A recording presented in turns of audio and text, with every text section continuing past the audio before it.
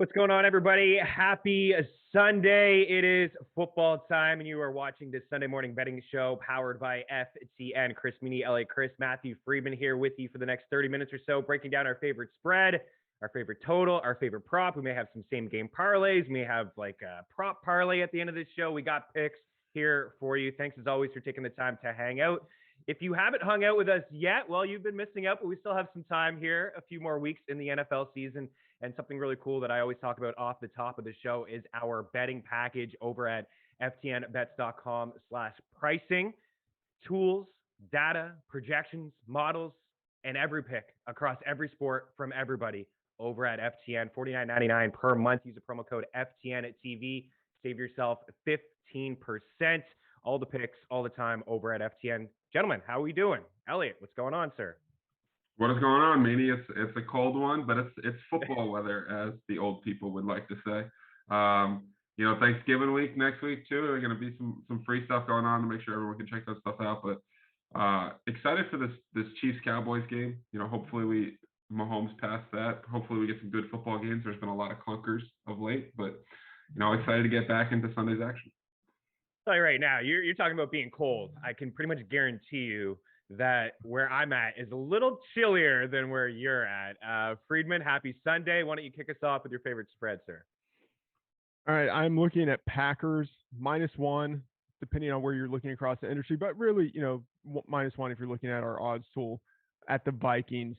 I think getting the Packers at anything less than a field goal feels like a gift. Now, I'll just say, obviously, they were terrible in week 1. We all remember that horrible performance. I don't think that's representative of who they have been for the rest of the season. Since week 2, Aaron Rodgers is number 3 in composite expected points added and completion percentage over expectation. And, by the way, EPA, for people who don't know, expected points added, it measures how well a team performs relative to historical expectation on a play-to-play basis.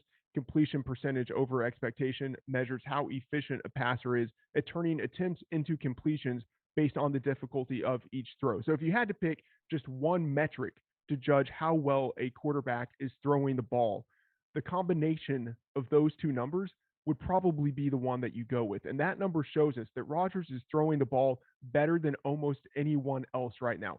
Plus, he's immunized. So that's just an added bonus. The Vikings defense, it's been good this year, especially against the pass. They ranked number 4 in completion rate, number 9 in adjusted net yards per attempt. The Vikings consistently challenge the ball in the air. They get after the quarterback in the pocket, but they're without number 1 edge rusher, Danielle Hunter. They are getting back number 1 cornerback, Patrick Peterson, but he's old. He's dealing with a hamstring injury, and he's going to be going against Devontae Adams, who's one of the best receivers in the league, number 3 right now in targets per game, receptions per game, and yards per game. I don't think Patrick Peterson can hang with him. So I'm enthusiastic about what the Packers have going on in the passing game. And in the running game, I still like them. No Aaron Jones. I don't think that's going to matter. A.J. Dillon is the arbitrage version of Derrick Henry based on his size, his athleticism, his running style, and in his 2 games as a lead back. He's had 190 yards rushing, 4 rushing touchdowns, 67 yards receiving. The Vikings are number 31 in defensive rush EPA per play. I think Dillon could run all over them. And for his career, Rodgers is 48-27 against the spread within the division. He has utterly owned the NFC North. And in his 2 games against the Vikings last year, Rodgers had a nice 69.4% completion rate for 655 yards and 7 touchdowns passing to no interceptions. Rodgers, he just dominated the Vikings last year. I don't think they are really all that much better on defense this year than they were last year. And against divisional opponents, Packers head coach Matt LaFleur is 10-4 against the spread. Vikings head coach Mike Zimmer is 21-22 for his career, the definition of mediocrity. So I'm totally in on the Packers, which is a very square thing, I will admit it, but the squares have been right on the Packers for the last 9 weeks in a row. I think they make it 10 here going against the Vikings. The Vikings have just lost some weird games this season too. They're usually hanging around, but it's like heartache and heartbreak for that Viking squad. Did any of you guys, Eliot, throw to you? Did you consider the rushing attempt prop for A.J. Dillon at 18.5? Because I agree with Freedman. I know it's a high number, Man, this guy's going to get a lot of work here today, and I think he'll be pretty successful. Yeah, I mean, 18.5 is an incredibly high number. That's my concern, right? And the Packers play so slow. I think they're bottom 5 in pace of play. So if the game script doesn't go well and they have to throw a little bit more, that number worries me because it's so high and because they play so slow. It does help that the Vikings on the other side are a pace-up team, but I think that Dylan is going to be highly involved in the game and is game script independent from a fantasy perspective. But from a rush attempts perspective, I'd probably stay away from 18.5. There's very few guys I'd feel comfortable taking that over on. Yeah, that's fair. All right, I'll go here first, and this is for me backing the Indianapolis Colts here, and then I'll throw to you, Eliot. I like the Colts at +7. I understand that this Bills team is a really tough team to be at home. We don't need Indianapolis to win this game. We just need them to hang on. If you remember the wild card game in Buffalo Orchard Park where these two teams played, I thought Indianapolis should have won that game. They had almost 500 total yards of offense with Phillip Rivers under center. Jonathan Taylor was able to rack up just 78 rushing yards and over 20 attempts. Like, not super efficient, but they were able to have some success running the football. And I understand when I look at this Bills team, when you look at both sides, I mean, both teams stop the run tremendously. They're both inside the top 3 in rush DVOA defense, and the Colts have struggled against the pass. I think we talked about the funnel defense, Eliot, before we came on here. But I still think that this Colts team can hang. When I look overall at these Bills numbers and some of the running backs that they played, you look overall, it's like, okay, third rush DVOA defense, the fewest fantasy points to running backs. But look at some of the backs that they've played so far this season. I haven't been super impressed, like Gaskins and Miami twice, and Gibson early on in the season, Mark Ingram, DJ, Darrell Williams, Michael Carter and the Jets last week. Really not a whole lot. And they're blowing out mediocre teams.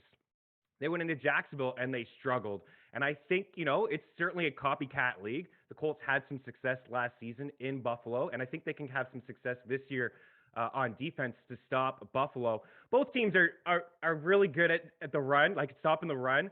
When you look at this Bills team, they don't want to run the football. They don't even try to run the football. I expect Josh Allen and Stephon Diggs to have a pretty good day. Like, I'm not questioning that.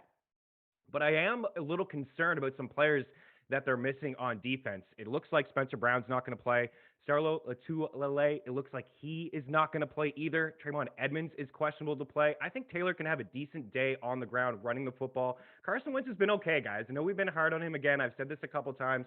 Only 3 interceptions. He does do a couple bonehead things every single week where it makes you question that he still has a job in the NFL as a starting quarterback. But overall, he is taking care of the football. They have moved the ball pretty good with Jonathan Taylor. He's hit the 100-yard mark on the ground in 5 of his past 7 games, and those 5 games have been wins. So again, I'm not asking this Colts team to go into Buffalo and win this football game, but I like the success that they had in the postseason. I like the way that they are running the football. The offensive line looks healthy as well. So I am backing the Colts here today, guys. And again, this isn't shots at the Bills, but listen, Eliot. Like, when you play Miami 35-0, Houston 40-0, you beat up on the Jets, you struggle with Jacksonville. Yeah, you beat KC, you struggle against Tennessee. I do have some questions on who this team has played yet, and this is going to be a true test for them here today.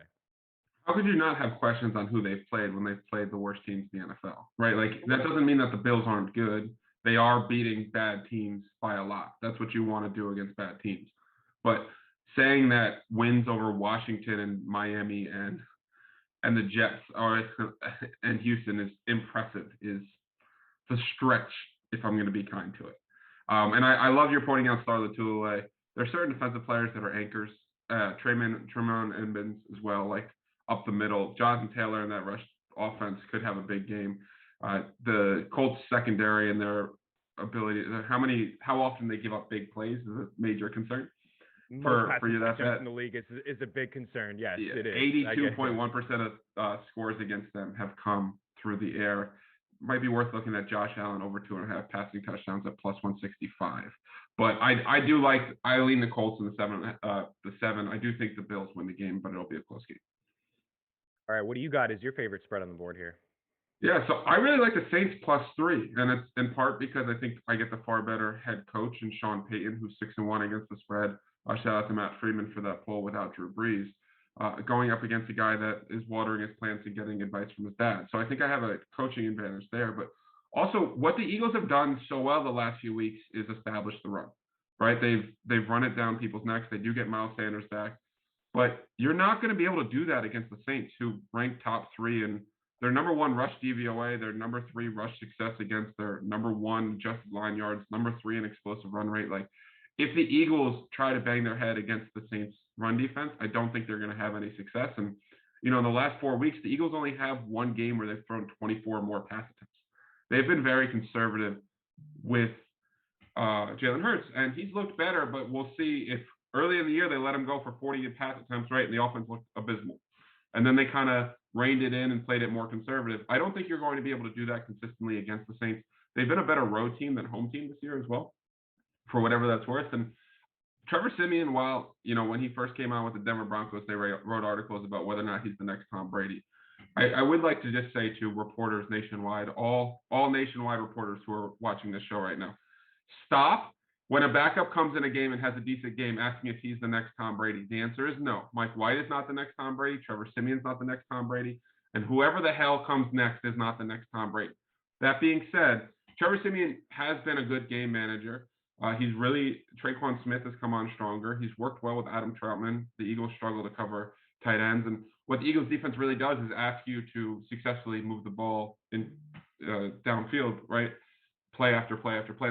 They play that too high shell. They have the most rush attempts against them of any team in the league. I think the Saints have shown that they're very comfortable doing that, and that's exactly what they like to do. So I think the Saints stop what the Eagles like to do, and I think the Saints succeed in what the Eagles dare opponents to do, and I think they have the better coach. So I like getting 3 on the road here. Give me the Saints +3. Yeah, putting it lightly, that they have the better coach. Yeah, Troutman's pretty interesting today. 73 yards per game is what they're allowing to tight ends, which is number 1 in the NFL. 7.5 catches per game, which is number 1. That's to tight ends as well. And then 8 receiving touchdowns to the position, also number 1 in the NFL. So a pretty good spot for Troutman. From a DFS standpoint, if you're just thinking maybe in a deeper league, if you're going to roll this guy out as your tight end this weekend, he could be okay. Freedman, we'll throw over to you. Totals, what do you got? By the way, just want to say it's going to be so tilting when Juwan Johnson goes off for 2 touchdowns and 40 yards. Totally within the realm of possibility. The total I'm looking at the Panthers and the football team under 43. The Panthers are 2-8 in their over-under record, so they highly skew to the under. I think that makes sense given what this team is. They have a really strong defense, even without Eliot's boy, J.C. Horn. Even without him, they've still managed to be good on defense this year, especially with the addition of Stephon Gilmore, who is seemingly kind of playing at not like the elite level that he had for years with the Patriots, but I'd say a top 10 level at the position. And then on offense, I mean, they're just mired in mediocrity. And even with the addition of Cam Newton, I don't think it's going to change. He doesn't know the offense. He literally does not know the offense. So I think that means they're going to play slower. They're going to rely more on the running game, more on the short passing game. I think that is going to drive this total to the under. I think they're going to be less efficient on offense than the market is indicating. And Washington, although they are not good on defense, where they are best is in the run. And even without Chase Young, I don't think that matters all that much because he's more of a pass rusher than a run defender. They're number 10 in defensive rush EPA per play. So if the Panthers are leaning on the running game and the football team is decent in run defense, I think it's going to lead to a pretty boring contest. And then on the other side of the ball, Washington, when they're on offense, I mean, like they're not that good and they're going against a defense that is one of the best in the league. So as long as this line is above 41.5, I think it offers value. Yeah, I think it offers a lot of value. That's one of my favorite totals as well, Freedman. The under there. And Eliot, it looks like you want to say something. It looks like you're ready to go here. Like you're in here next. Give me a second. I want to talk about your Jets. Unless there's something you want to piggyback off of Carolina and Washington in that game. I'm also going to talk about my Jets, and it has everything to do with what Freeman just said. But you go first, sir. Okay, all right. I'm taking the under in Miami and New York, which could be like I may have to sweat this one out because the Jets, the first team since 1966, the 1966 Giants to have allowed 45 plus points in three times over a 4-game span. It's like, why would you take the under when this Jets team has given up so much defensively? Well, listen, both of these teams in Miami and New York, the total here at 45, I am going to back the under. I think this is going to be an ugly football game. I think it's going to be like a 24-10 game, maybe a 17-14 game. We got Joe Flacco starting for the Jets here. Both teams actually play up tempo, up pace. You look at some of our pace tools, like seconds per snap.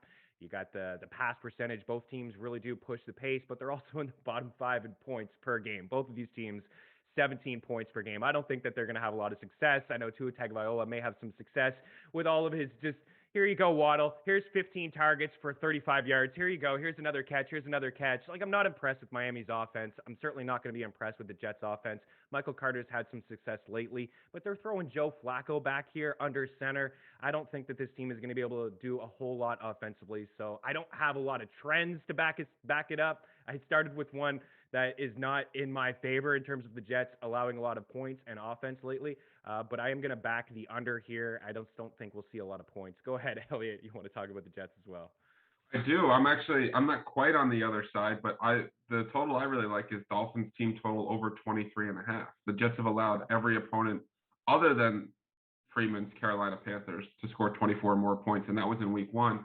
Carolina scored 19. If you watch that game back, Carolina could have scored a lot more. They got very comfortable and just completely, stepped off the gas. This Jets defense is abysmal. They're allowing almost 2 touchdowns per game. This is when they say a movable force but against unstoppable object, like this is the opposite of that, right? Like this is a very movable force against a very stoppable object in the Dolphins defense. However, I do think that Tua has shown that he's been a lot better than Brissett. Like yards per attempt last week was 11.2. Brissett was like 6.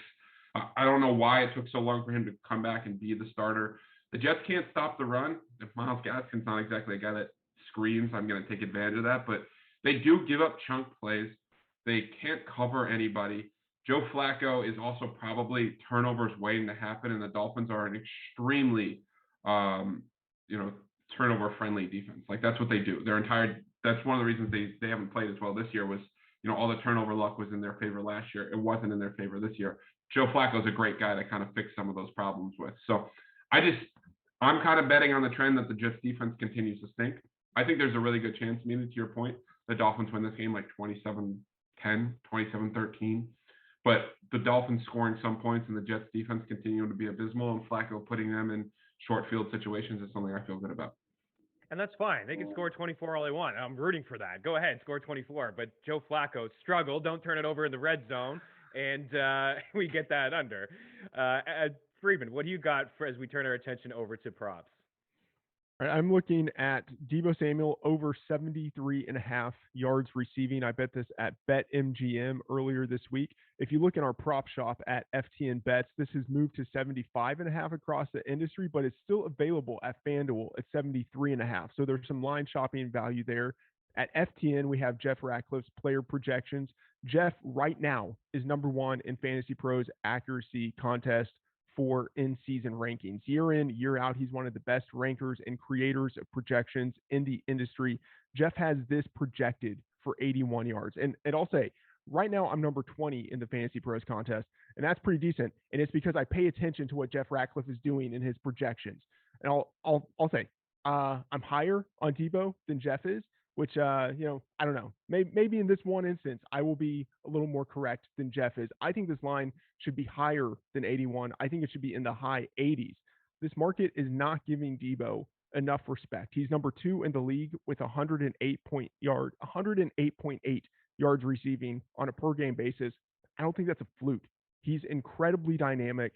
He has a position high 519 yards after the catch. That data is coming from our free air yards tool at FTN Fantasy. He has 86 targets in 9 games. That is very strong usage. And the Jags are number 30 in defensive pass DVOA against #1 wide receivers. I think even if Deebo has just 5-6 targets in this game, he could still hit the over because he is so good with the ball in his hands. And the Jags are so bad defensively. So totally love Deebo Samuel in this spot going over 73.5 yards receiving.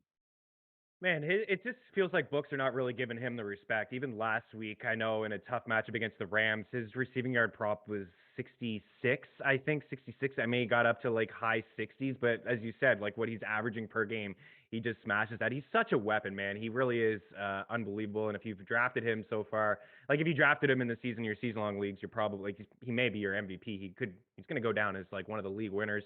I'm number 40 in those accuracy rankings. I should probably pay more attention to Jeff Ratcliffe's rankings and his projections so I can climb up the boards a little bit. Eliot, we'll throw to you for a prop, and then I got one for you. Yeah, I'm going to remember which prop I took this week, so I'm pretty proud of myself. So already off to a better start than last week.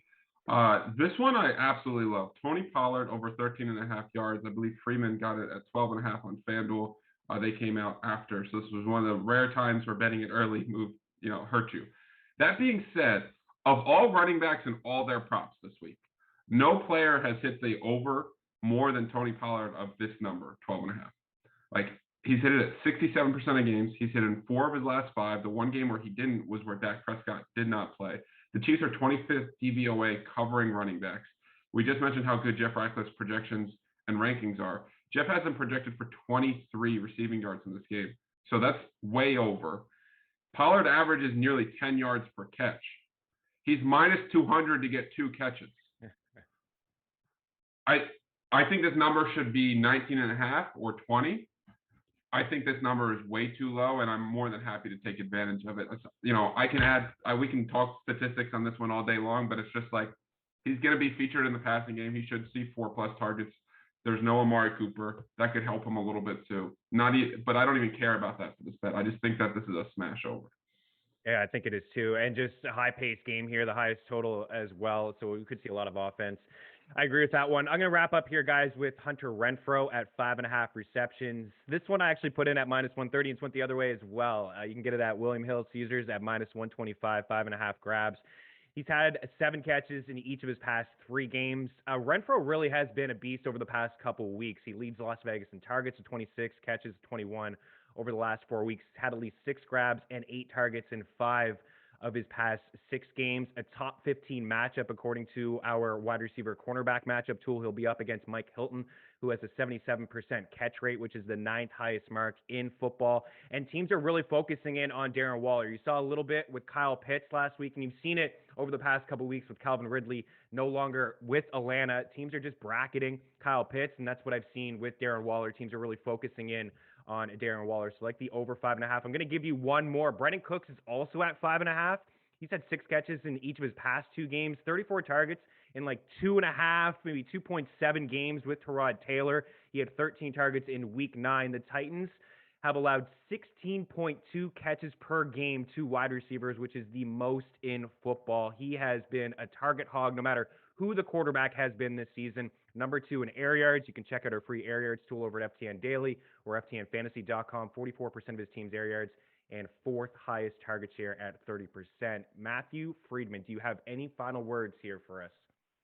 Yeah, I'll just say on the next episode we do next week, I want to get top billing. I want it to be, I'm Chris Meaney here with Matthew Freedman and Eliot Crist. I feel like that's the proper order in which we should do this moving forward. Just want to say, and that's technically in my contract, by the way. I'm 100% sure on that. Writing it down right now. Eliot, you must have some sort of same game parlay for us. Come on, dude. Finish strong here.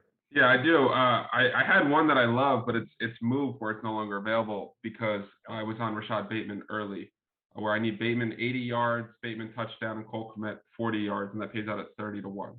But let's do something a little bit, that's still available, I should say. So I really like this Saints-Eagles game because I think that there are a lot of people that are underrated in this game.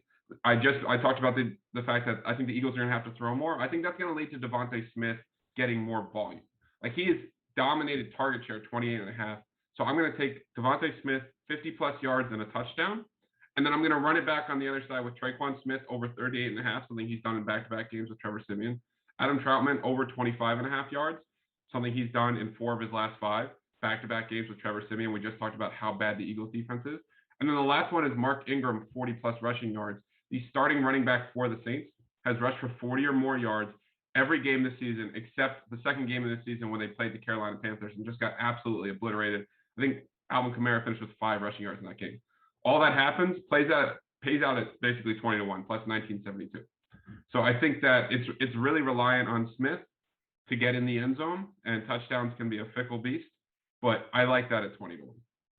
Yeah, I like that. I dig that too. And I think you're on the right page with Cole Kmet, right? I mean, he just had a season high 8 targets, 6 grabs, 87 yards in his last game. He's really trending up, playing more snaps, running more routes, and a good matchup against the Ravens. 6.2 catches per game to the position on average, the 4th most. Guys, always a pleasure. Freedman, I'll be sure to start with you next time. Eliot, good luck with the Jock Market Report. Check out Eliot. Ask him any kind of questions you have for the next 30 minutes or so. So from the guys, myself, Chris Meaney, good luck today, and we'll see you next week. We'll see you on Thursday, actually, for American Thanksgiving. We got a great show lined up for you. Have a good one. Cheers.